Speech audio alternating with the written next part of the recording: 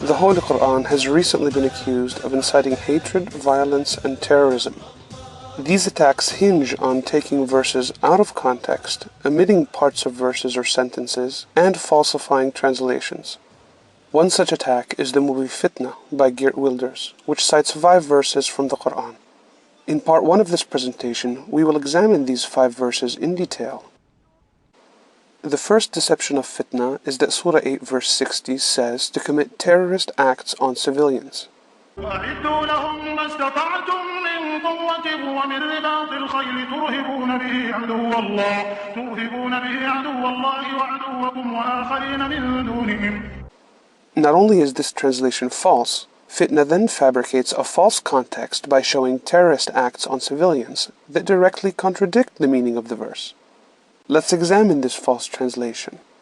Fitna hides 2 previous verses, first to hide that them refers only to the treaty breakers, and second to hide the context of battle. Third, this is a false repetition to give false emphasis on striking terror. The reciter repeated this phrase only to join the meaning when catching his breath. Fourth, the next verse is omitted, which requires peace offerings to be accepted. Now let's examine this passage in context. Those of them with whom thou madest a treaty, and then at every opportunity they break their treaty. If thou comest on them in the war, deal with them so as to strike fear in those who are behind them. Make ready for them all thou canst of armed force and of horses tethered, that thereby ye may dismay the enemy of Allah and your enemy. The verse mentions the standard intimidation strategy of the enemy military only in the context of battle against treaty breakers. And if they incline to peace, incline thou also to it. Furthermore, the very next verse requires peace to be accepted if offered. As a result, committing terrorist acts on civilians would be in direct violation of the instructions given by this verse.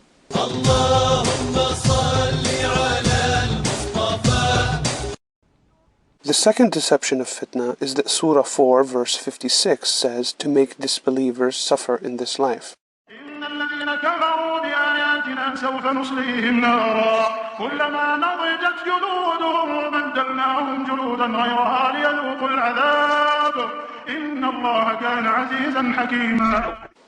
Fitna then fabricates a false context by showing terrorist acts on civilians that again contradict the meaning of the verse. First, it's obvious that we refers to God. Second, the next verse is omitted, which gives glad tidings to those who believe. Now let's examine this passage in context. This verse warns that only God Himself will punish disbelievers in the afterlife, meaning after they have had their entire life to repent, just as Judaism and Christianity inform. And as for those who believe and do good works, we shall make them enter gardens underneath which rivers flow, to dwell therein forever. And as with every warning in the Quran, it's followed immediately by good tidings to righteous people, and not the somber impression resulting from hiding the next verse. As a result, the actions Fitna accuses this verse of inciting would actually violate it in 3 ways: to judge instead of God, to punish instead of God, and to do so before the allotted deadline.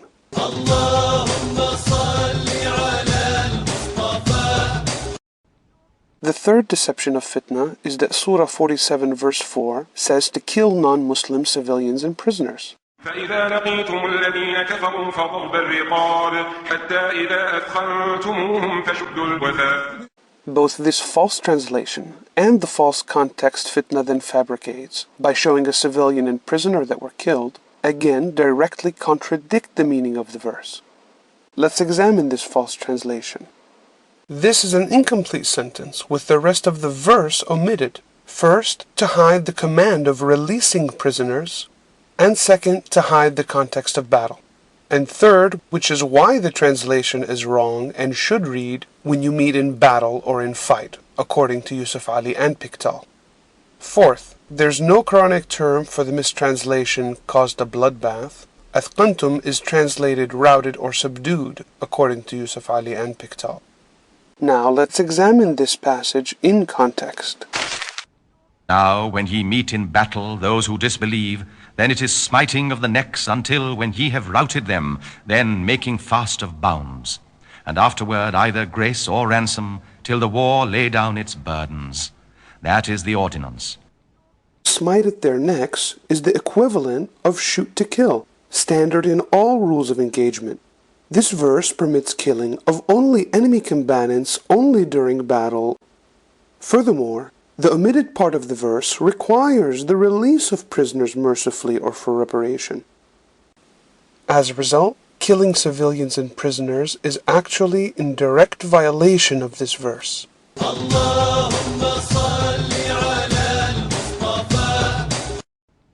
The fourth deception of fitna is that Surah 4 verse 89 says to kill and not befriend apostates and non-Muslims.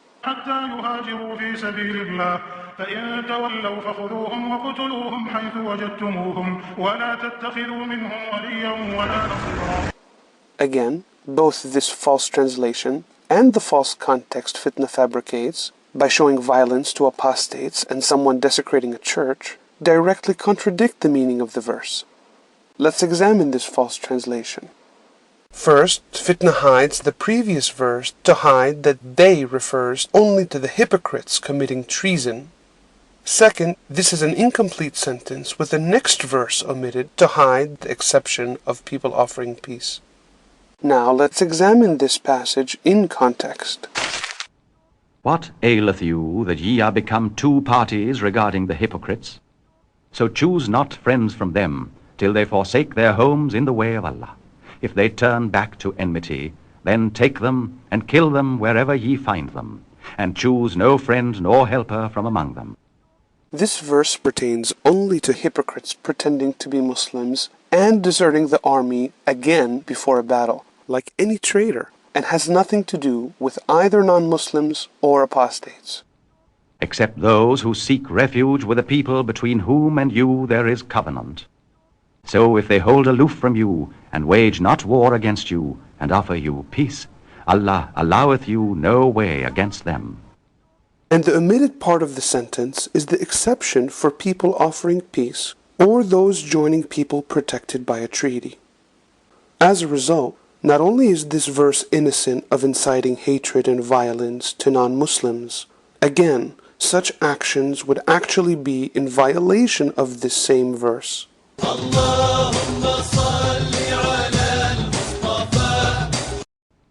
The fifth deception of fitna is that Surah 8 verse 39 says to fight dissent to force Islam on the world.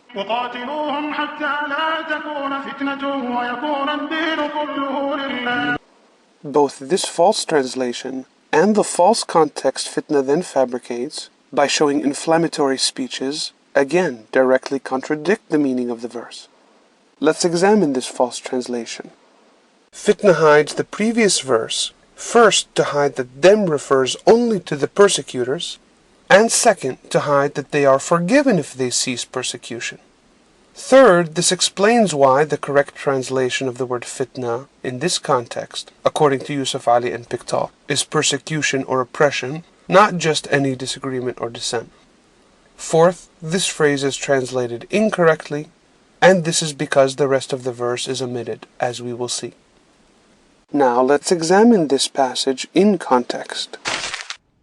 Tell those who disbelieve that if they cease from persecution of believers, that which is past will be forgiven them. The omitted previous verse explicitly forgives religious persecutors if they cease, and does not demand conversion. And fight them until persecution is no more, and religion is all for Allah. But if they cease, then lo, Allah is seer of what they do. This verse calls to fight only to end persecution and oppression. The expression religion is all for Allah means choosing Islam should be entirely for the sake of Allah and not by force, especially viewing that the omitted end of the verse repeats again if they cease, which proves the objective is to end persecution. As a result, quite the opposite of oppressing people to accept Islam This verse commands to fight if needed to liberate people from religious persecution or oppression.